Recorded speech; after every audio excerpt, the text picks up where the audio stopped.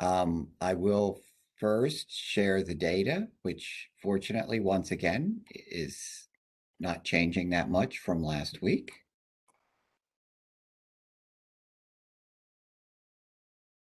I didn't even add March yet, but we have not yet had any people who have contracted COVID in the month of March. Total number of people has been 614. Total number of diagnoses are 632 because we have had 18 people who've contracted COVID on 2 occasions. And by placement type, we have had 1 person in a correction facility, 14 in host homes, 120. We can't see the slides. It hasn't loaded up for us yet. You can't see slides at all? No.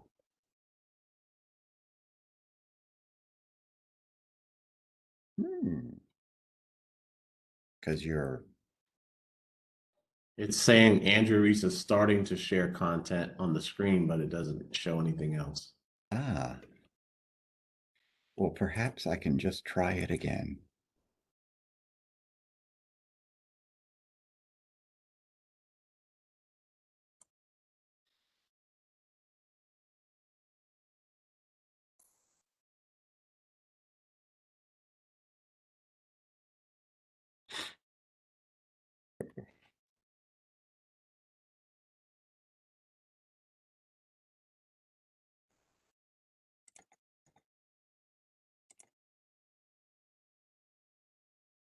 I'm going to try to remove presenter rights and give them back to you to see if it'll reset.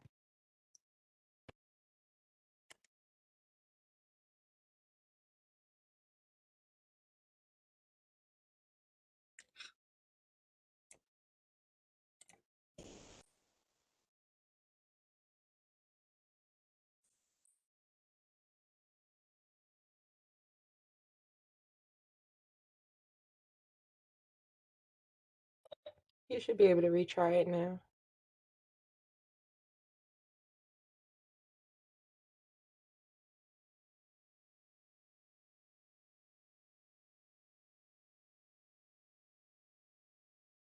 Are you able to see it? It's still showing it's loading the content. Something's going on. Something's going on with WebEx today. Carol just entered everyone. The everyone option is unavailable. And it took me 15 minutes to even get into this meeting for some reason. I had to keep shutting down. Finally went through. Okay. The everyone option should be available now.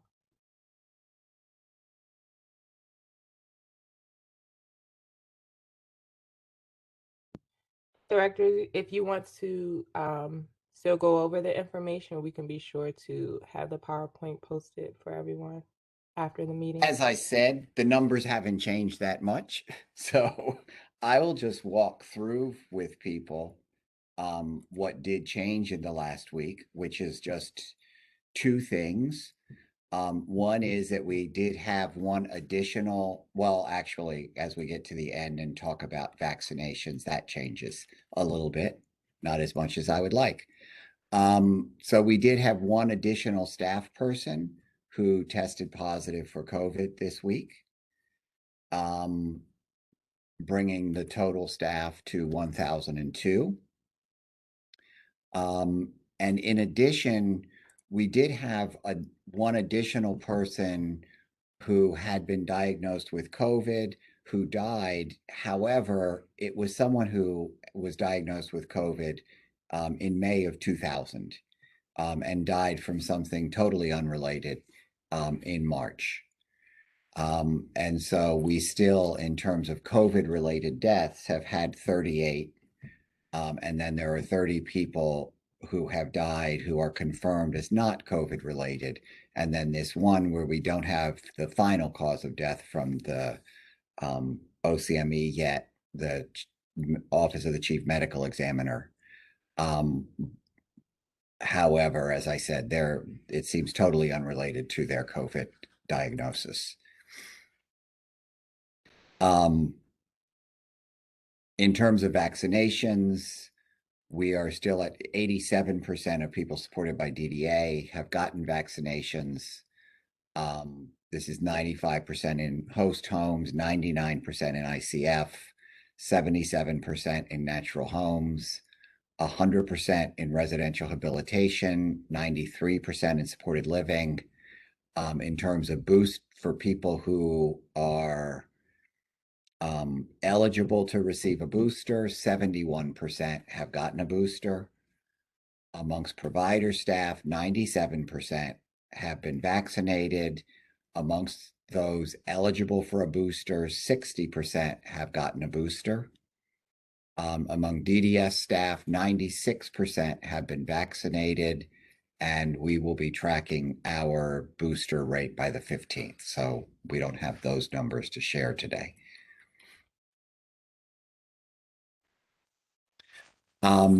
I sent out an email yesterday to this whole group.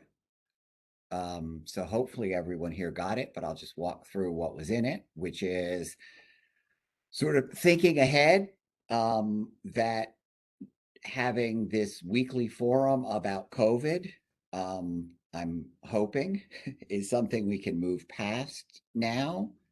However, having this opportunity to connect with people and, like this week, 168 people here, that's wonderful. It's a real opportunity to share information and something of an opportunity to hear from people. People are able to type questions into the chat. People have an opportunity in advance to send questions to us. But we would also like for this to be more interactive and for DDS, something that looks beyond just COVID and really provides us with an opportunity to pull together with our agency, our stakeholders, provider community, self-advocates, advocates, family members. And so as I presented yesterday, our plan for this would be to have this meeting once a month, which would be the fourth Friday of every month at noon, just as it is now, except that it would just be that one time each month, the fourth Friday. And then to pull together a group of people on the second Friday of every month who can help work with us in developing the agenda for the meeting, seeing this meeting as an opportunity not just to talk about COVID, but to talk more generally about a variety of issues at DDS, including our work on technology first. We have the quality work group, reimagining quality. We have, from our person-centered organization meetings, we had a number of work groups that grew out of that. And so having regular discussions with the community about the progress that those groups are making. And then also tying these meetings into ongoing PCO meetings where we can spend a little more time talking with each other about the ongoing initiatives, identifying other areas for growth, and establishing working groups that, just like all these other groups, are a combination of DDS staff, stakeholders, community members, providers, everyone, so that together we can try and come up with ways to grow into the future. And so let me just make sure I caught everything. Housing, quality, employment, technology, and person-centered practices. So, and that's the groups that we have already in place. And so when we have our planning meeting, we would pull together, get updates from them, hear from the community about concerns, develop the agenda for our meeting on the final Friday of each month. My hope and expectation is that by the last Friday in April, we'll be ready for a hybrid meeting. I don't think we can have a meeting here at the agency with 173 people, which is what we have right now. But that we can have the technology in place so that we can have some people here at the agency and then other people participating remotely. And we will figure out together how we balance that, how we make sure that we aren't overloaded with people here, and that we have adequate technology so that everyone is able to participate. So I asked in my email yesterday for people to volunteer. Um, Pleasantly surprised by the very quick response from some folks. So getting enough volunteers may not be a problem. But I also want to make sure that that group that meets on the second Friday is both large enough to represent the various interests, including amongst provider organizations, large versus small, provider coalition versus perhaps not in the coalition, day versus residential. So making sure that we've got a good representation of providers, but that will also limit the number because, once you get to a certain critical mass, then you've got all the views represented. And then the various advocacy groups that I think are very important to be represented in terms of, the DD Council, the USAID, Disability Rights DC, Quality Trust, self-advocates such as Project Action, people we support who may not be in Project Action, family members, and then, of course, DDS staff. And if I missed anyone in that list, you could also respond to the email saying this group too. And actually, the Mayor's Office of Community Affairs wrote to say they'd be interested. So, which is an excellent way for us to connect with the various sort of the mayor's offices that really connect with the community and provide resources from the city. So I'm really looking forward to that shift and to hearing from additional people who are interested in working with the planning group that will both plan those meetings as well as our coordination in how we will be aligning those meetings with our ongoing PCO efforts.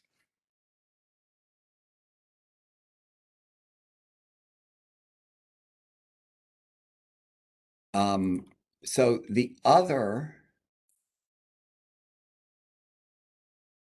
just by way of announcements, this is, I don't know if people had an opportunity to see, there was a webinar this week. Kevin Wright talked about his employment journey. It is Developmental Disabilities Awareness Month. And so there are lots of events ongoing. You can see these events on our website. And if you go to the DDS website, you will see right on the first page, there's March is Developmental Disabilities Awareness Month. And what will come up then is some flyers about upcoming events. The next event, I believe the next event, let me see. On Friday, March 18th, from 1 to 2,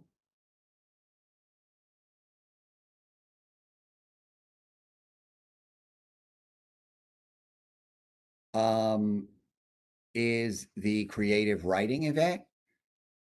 And this is being sponsored by the USAID.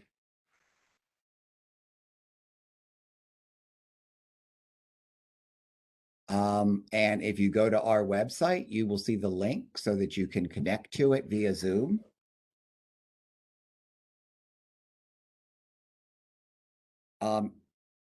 Each of these events has been recorded.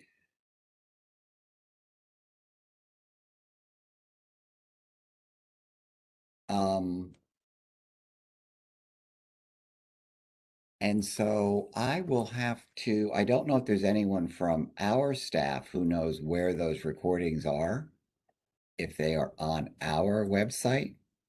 I do know that they were being recorded, so they should be available. Um,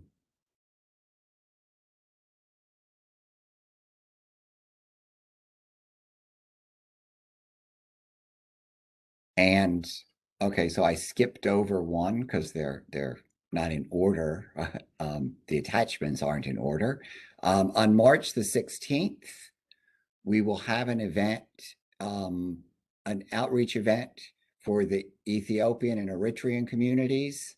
The event will be in Amharic. It will be translated to English and Tigrinya. We have some of our provider agencies who are also participating, who have staff who are Amharic speaking.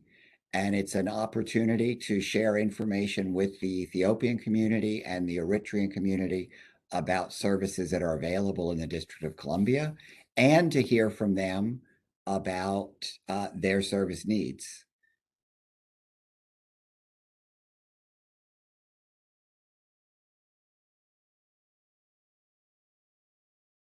So you can also find the event details on the Developmental Disability Council's website.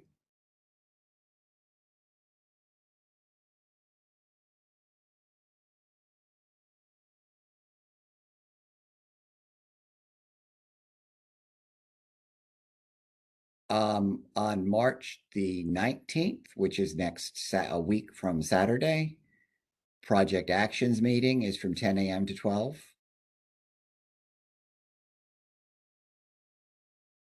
And then March 23rd is a talent show. And as each of these dates gets closer, you'll see the information about them on our website.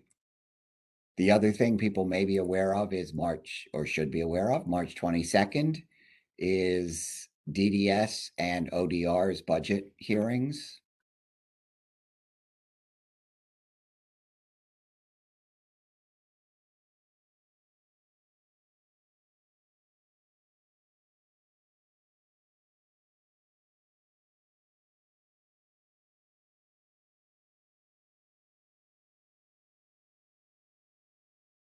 I do see from the DD Council, they're aiming to have recordings of all Developmental Disabilities Awareness Month events available in early April.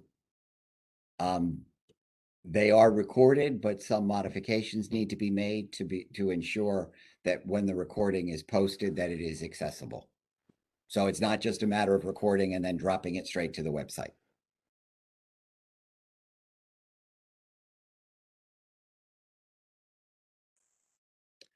Another event or opportunity for people is that we have the Tech Tutor Lab for people supported by DDA who are interested in learning more about using technology they may have, which could be, a smartphone, a tablet, computer. Octo is partnering with us. And on March 21st and March 24th, we will have the Tech Tutoring Lab if people are interested. We still have some slots available on March the 21st. People could reach out to either Charlisa or Crystal if they are interested in signing up for that.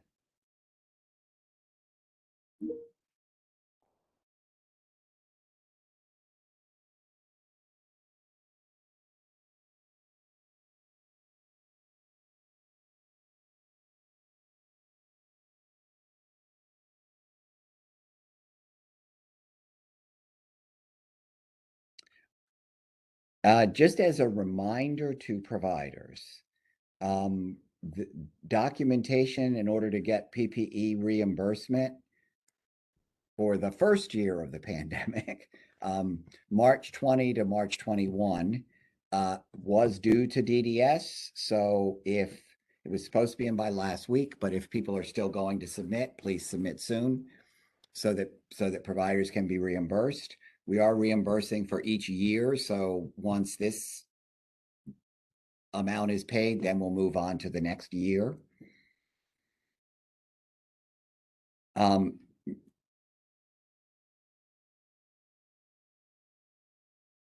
So next up, I would like to talk about, unfortunately, we have not had people, you may be able to imagine, with waiver renewal and budget coming up.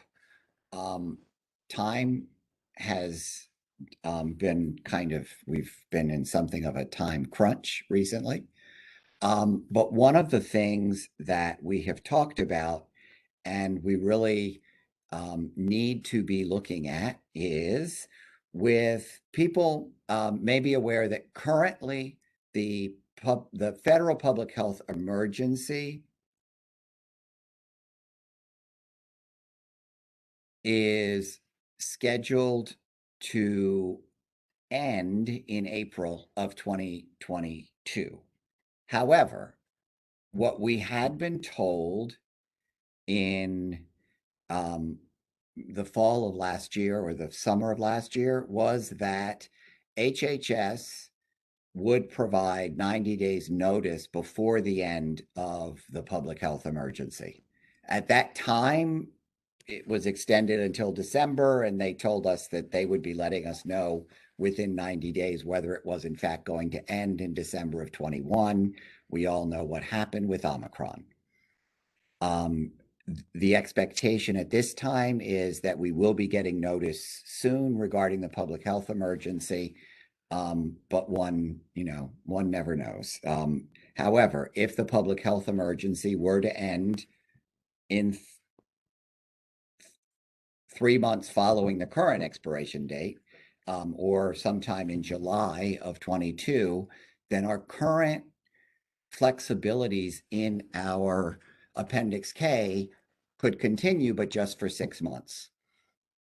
And one of the things that people really need to be aware of is that those flexibilities end at the end of those 6 months. And, we, the providers, shifted how they were doing things to everyone remaining at home and getting supports at home very quickly. From our experience, people shifting to being at home is an easier adjustment for the person than shifting to being back in the community. When we had people returning to the office, they had a couple months notice to sort of prepare for what it means to be getting back out into the world to do the work. And for the people we support, it's the same thing in terms of really preparing to. Some folks have been out throughout this pandemic. I know of some people who, worked in areas where telework wasn't possible, continued showing up to work, and have worked throughout. Other people have not been able to go out for a variety of reasons. And so as we start to unwind the flexibilities of the Appendix K, part of what we are trying to do, sorry about that, is to make sure that it's done in a planful way for people.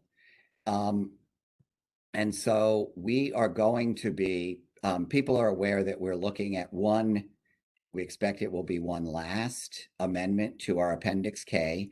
And unfortunately, what we have is due to DHCF by next Wednesday. And so I'm going to walk through just an outline here.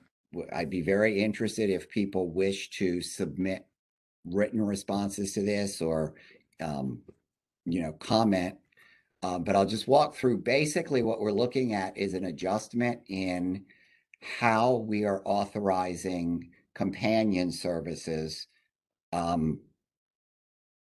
from the date that we get the notice that the public health emergency will be ending in 3 months. Beginning then, teams will need to start meeting because if, for example, they announce in April that on a date certain in July, the public health emergency will end, then on that date in July, which will give teams 3 months to come together to think this through, companion services beginning that date will not be authorized, cannot be authorized for more than 3 days a week unless the IDT team has considered other waiver services on those days and found them inappropriate. And full-time companion service would only be considered most integrated if, for example, the person is retired.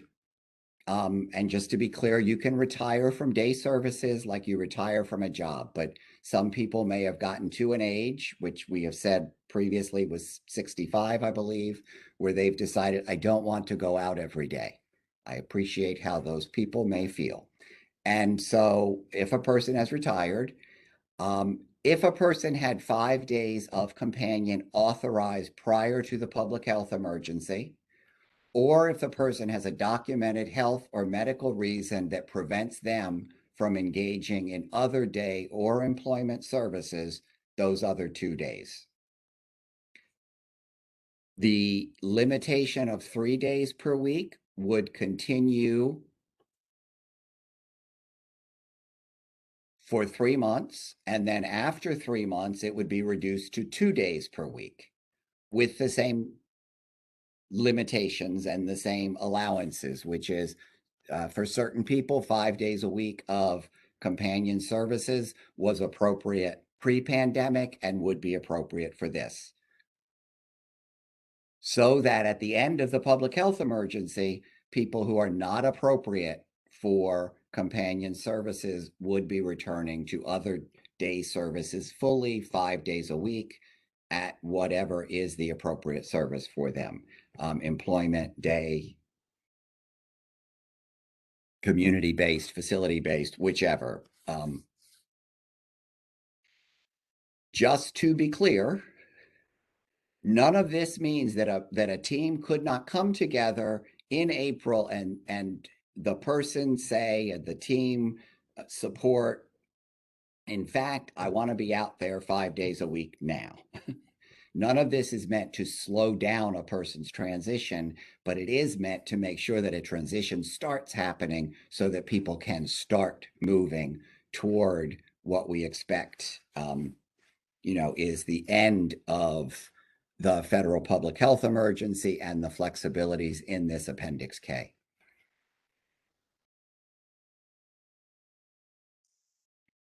So if people have comments, please send them to me by Tuesday at andrew.reese@dc.gov.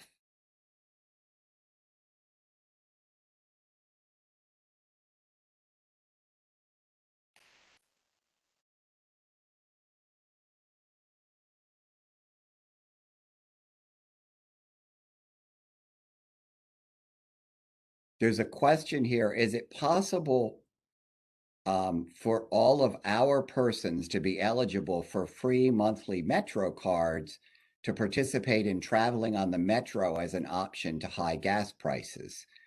Well, actually, the people supported by us, it seems to me, are probably eligible for Metro access. And anyone who gets Metro access simply has to show their Metro access card and enters the Metro for free. So they are already eligible for free Metro. And any person who has a Metro access card can travel with a support person, and that support person also travels for free.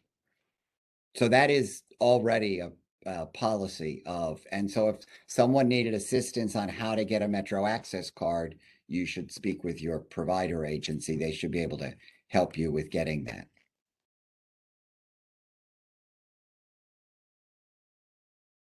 For people that did not see it, there is a link to register for the Tech Tutor Lab that is in the chat.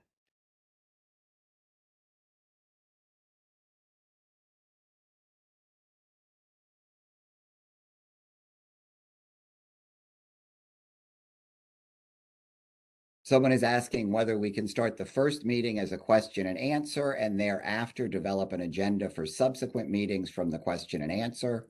Well, yes, and there are particular agenda items that I want to address. So We will also make sure that we include in the agenda question and answer so that people can add whatever particular interests they have to make sure those also get included.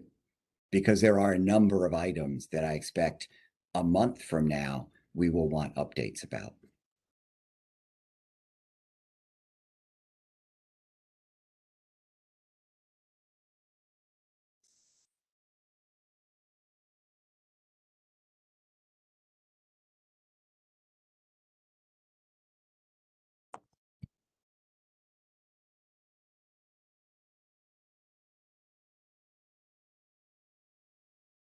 Well, I felt like I had a whole long list of things, so that's my whole long list.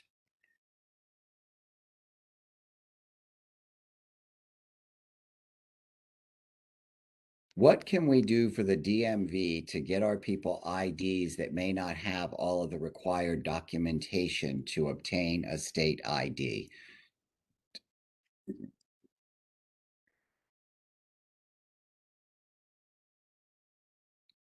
I would just say talk to your service coordinator about this issue. One of the challenges is with a real ID, there are stricter documentation requirements. You have to have a birth certificate, or some other, birth certificate, passport, social security card. So, and then some other documentation of your residence. That other documentation should be the easy part. The challenging for some people has been the issue of a birth certificate.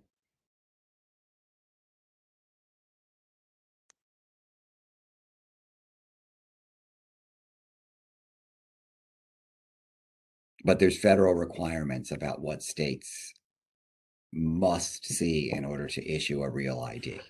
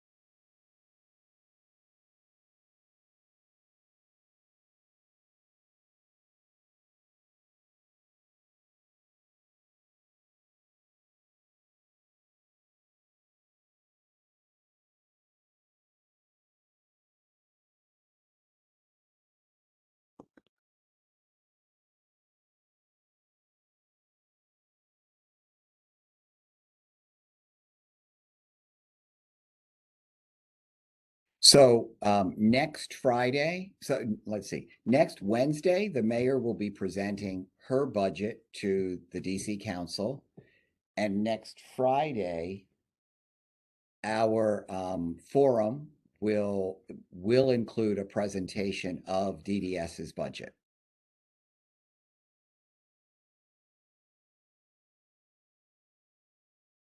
So that people will have some information so that you can then, upon which to base testimony for our hearing, which occurs just the following week on Tuesday.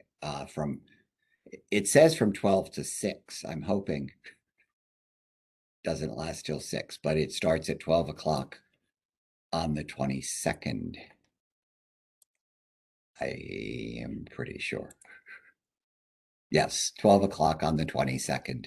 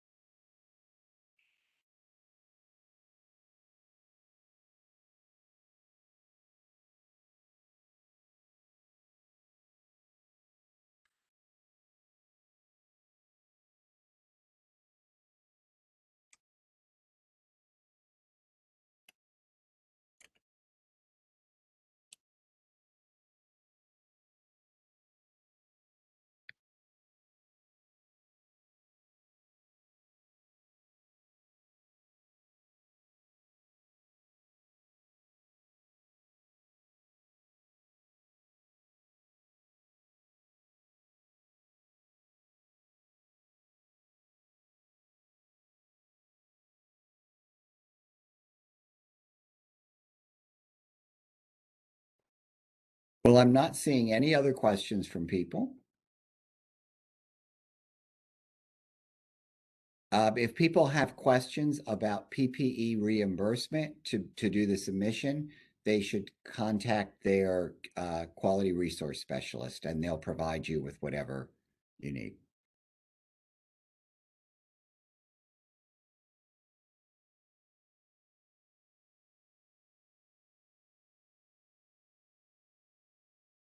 So I'm not seeing any additional questions.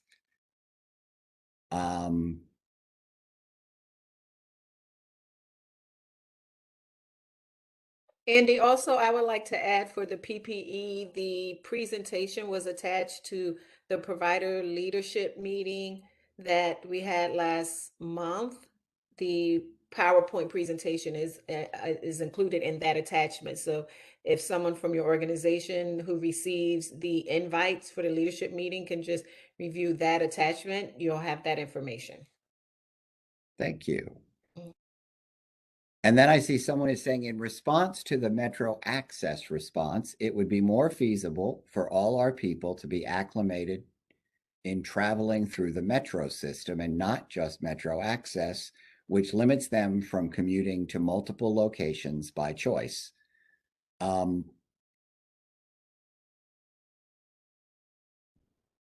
Which I have to say, if I believe that it's much better to be able to use Metro or buses rather than Metro Access, given people I know and their experience with Metro Access. And my suggestion about everyone being signed up for Metro Access is that as Carol just, well, you say you're not sure everyone getting DDA support they don't automatically qualify for Metro Access. That's true. You have to have a reason, a disability related reason that causes a challenge to using the transportation system. But people should definitely speak with their service coordinator about that, because in my experience, they define that far more broadly than people might think. But people should be aware of, oh, good. See, now we've got all this conversation about transportation. We found it extremely challenging to obtain DC-1 cards for participant. Oh, that's a separate, sorry. People should explore with their team kinds of transportation that are available to them and how to access those forms of transportation. In my experience, getting Metro Access is easier than I thought it would be in the times that I have helped people to obtain Metro Access. It was more broadly available than I might have thought just from looking initially. So I would encourage people who don't have it to explore that as a possible option. It is true that people are not automatically eligible just because you get services from us, but you might want some assistance from your team in writing the application so that you can get whatever services that you are eligible for, because that one, as I say, the ability to just show a card and ride the Metro for free is a wonderful option.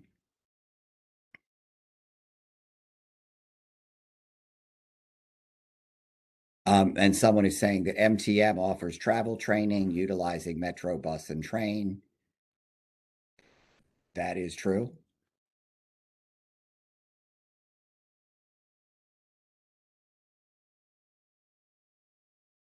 Someone is saying, we found it extremely challenging to obtain DC-1 cards for participants without DC government issued identification cards.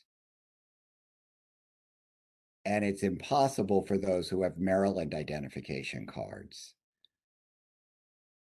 I don't believe it should be. And so that's the kind of thing that you should talk to the service coordinator about, because people who are supported by DDA are district residents, are entitled to district services, and the way to access some of those is with a DC1 card, and they might need a letter from from a district government agency indicating that.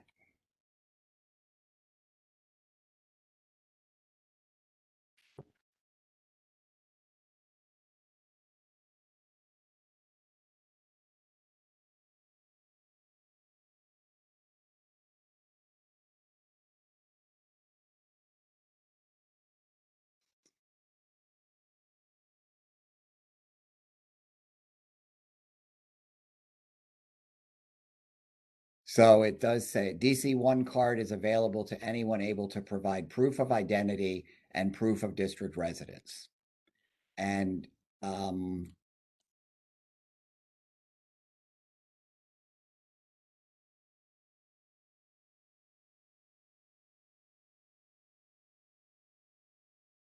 I expect that a letter from the Department on Disability Services, even though it's not specifically listed here, indicating that the person receives services and is supported by our agency, would likely work. But as I said, you should work with your service coordinator to work that through.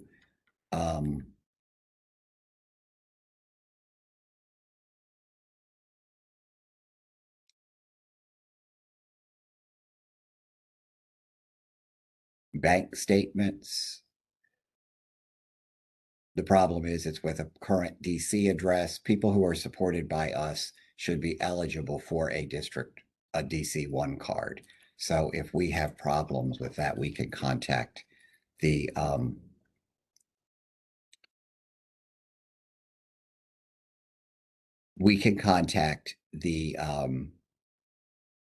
appropriate people within the district government to address that, because people who are residents of the district are entitled to access district services. And that's my understanding of what the DC1 card is for. So if that needs to be addressed, we can look into how we address that.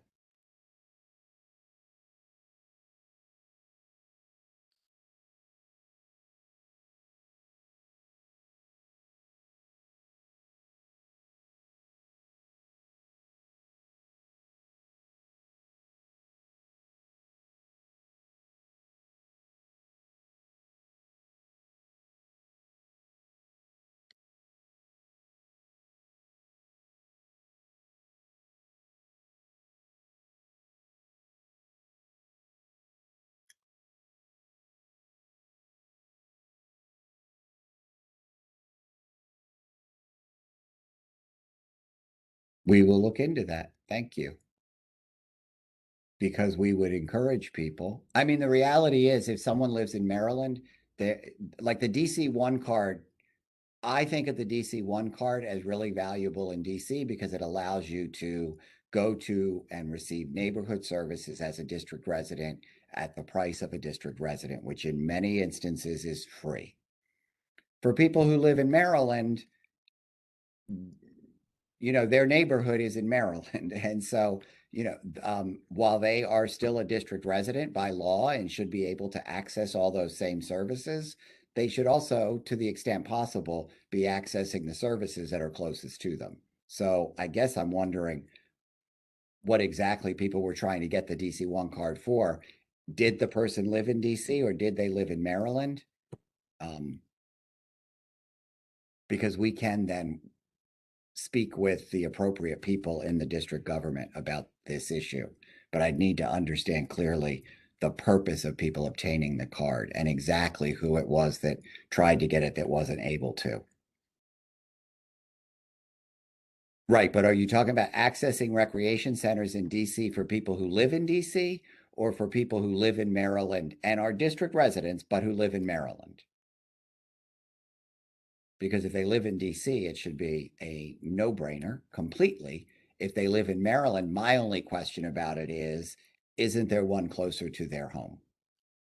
But it still doesn't get to the point. I do think that our folks should be entitled to a DC1 card. So I will follow up with the appropriate person.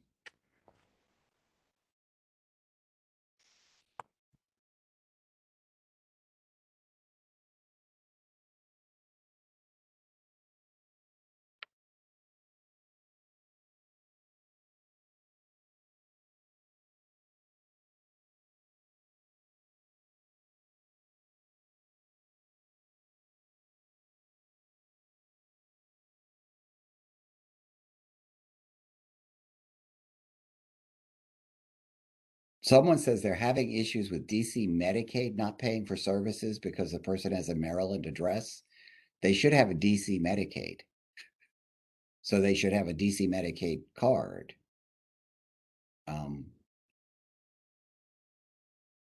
So, you know, those individual issues really need to be elevated immediately because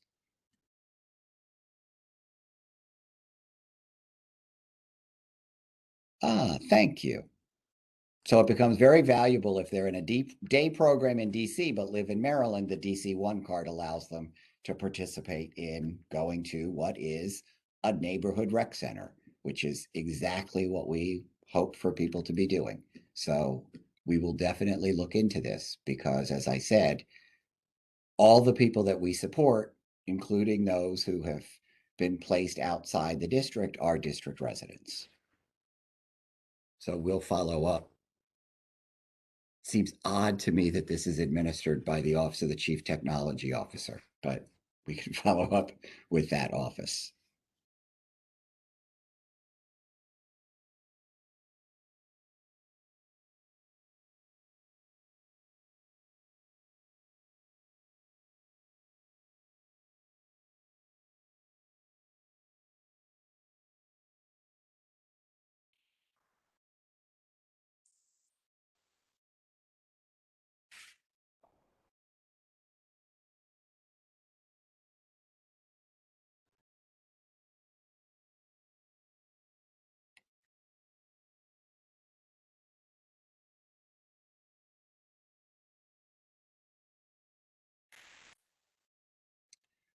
People should be aware.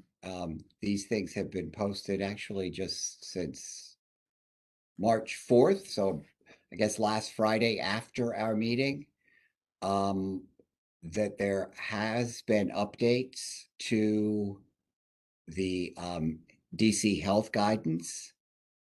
And in areas where the DC health guidance included supported living, that has been removed so that people in supported living are treated as the rest of the population. And so you should go to the coronavirus.dc.gov website and you can look at the health guidance, and there are 3 that have been updated since last week. And so that's the discontinuation of transmission-based precautions for patients with confirmed or suspected COVID-19 in healthcare settings, screening in healthcare settings, community residence facilities, and healthcare personnel monitoring restriction and return to work. Oh, sure.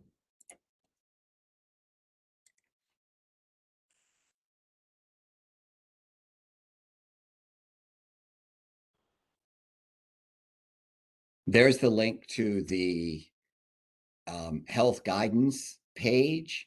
And then if you just scroll down and look at, you can see the various ones with the update. They always list the date it was updated at the end of the guidance. So scroll through and you can see those that have been recently updated under the COVID-19 health guidances section.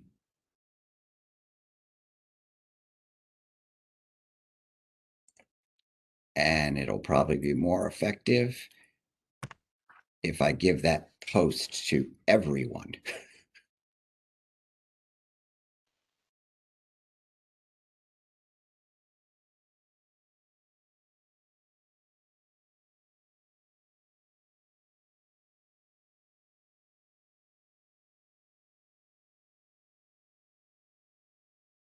So I'm reading this question and I don't understand it. It says, just to confirm, are you saying that companion services will change for day and residential or residential only?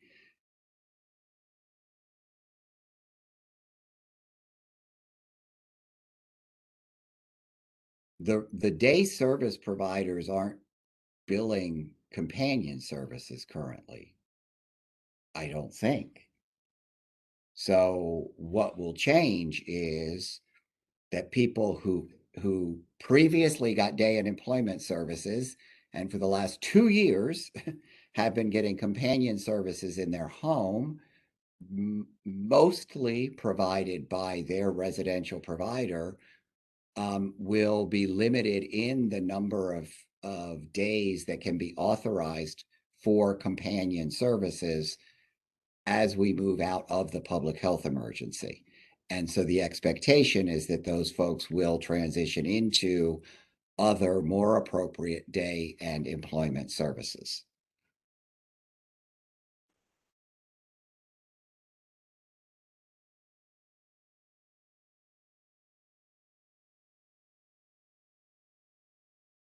And companion is it's a very helpful service for a particular population of people. It's not for everyone. And it's other services are supposed to be considered first. And so what we're doing is moving back to what was the expectation regarding companion pre-pandemic.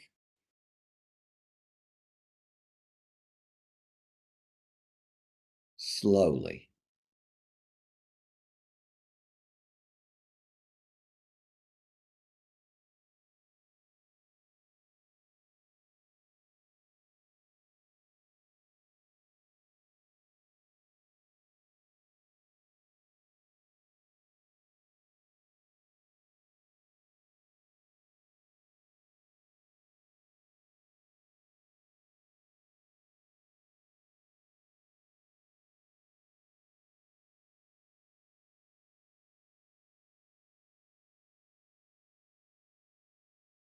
So it's now 1 o'clock. As I said, if people have specific comments about how we're proposing that transition, please send an email to me. My email address was in the chat. I will be looking into this issue with DC1 cards, and I look forward to talking to people next week. Have a great weekend, everyone.